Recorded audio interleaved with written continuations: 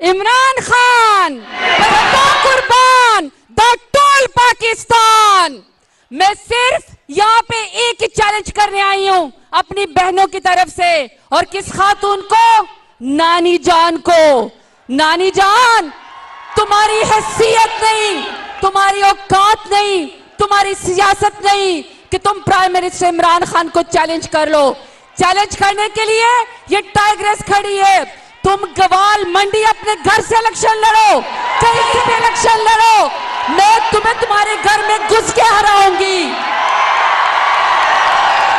वैसे तो तुम्हें पनामा रानी कहा जाता है, तुम इलेक्शन लड़ नहीं सकोगी, लेकिन जो मेरी बहनें यहाँ पे आई हैं टाइग्रेस, मैं सिर्फ आपसे अपील करना चाहती हूँ, जो स्टेज के ऊपर भी बैठे हैं और जो यहाँ के ऊपर भी बैठी हुई है, जिसने शान रसूल का मुकदमा लड़ा, जिसने कश्मीर का मुकदमा लड़ा, जिसने सबस पासपोर्ट का मुकदमा लड़ा, जिसने पाकिस्तान का मुकदमा लड़ा, जिसने मेरी बहनों को इज्जत दिलवाई, उस प्राइम मिनिस्टर इमरान खान का कभी साथ न छोड़ना।